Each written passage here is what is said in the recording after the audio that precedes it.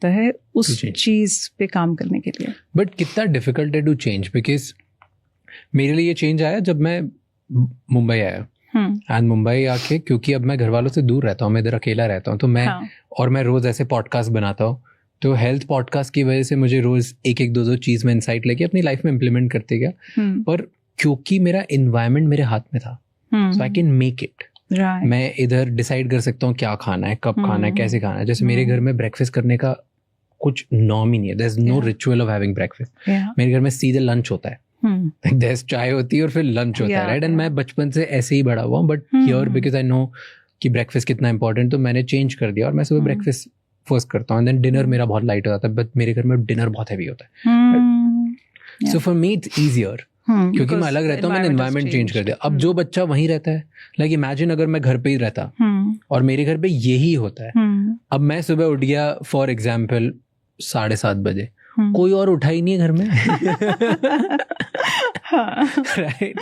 तो क्या करोगे आप, कैसे करोगे? वहां पे तो काम भी 11-12 बजे स्टार्ट होता है इंदौर में, राइट। तो 9:30-10 बजे से पहले उठने का सवाल ही नहीं होता। तो ब्रेकफास्ट का तो टाइम भी वैसे ही गया, तो सीधे अब जब 11:30 तक you are getting in a state जहाँ पे आप कुछ खा सकते हो, तो ठीक है 1 बजे लंच ही कर लो। या आई सी दैट। सो कल्चरली आई सी कि चैलेंजेस रहते हैं। Can we talk some topic in between and then can we? So आप करो जैसे बात करिए, okay. बात कर सकते हैं। All right. See, we'll talk about what you've also said कि कैसे वो change होता है और inspiration and everything. But culturally कुछ चीज़ें हैं जो हमें change करने की ज़रूरत है। अच्छी बुरी I'm not judging, but yeah, change करने की ज़रूरत है। जैसे North India में परांठा, मक्खन, मीठी चाय, it is considered as कि ये नहीं खा रहे हो तो ताकत कैसे आएगी।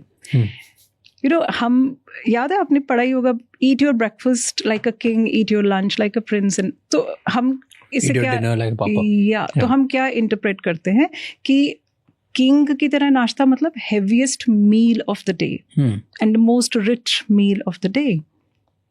However, अगर आज की इंटरप्रिटेशन, मुझे लगता है पुरानी भी यही होगी, हमने डिस्टॉर्ट कर दिया। भाई किंग की एज 40 तक की तो होगी ना उस टाइम पे जब ये बना था। तो किंग के लिए चॉइसेस्ट इंग्रेडिएंट्स होने चाहिए। He is the king and he is earned well for himself. And 40 है, जेनेटिक प्री डिस्पोजिशन मुझे नहीं पता, बट हो सकता है डायबिटीज कोलेस्ट्रॉल के इश्यूज हैं, तो उनको नट्स और सीड्स और स्प्राउट्स और प्रोटीन खाना है। किंग का मतलब ये नहीं कि उसकी जितनी ज़्यादा उसकी सल्तनत है तो उसका खाना भी उतना हैवी होना चाहिए।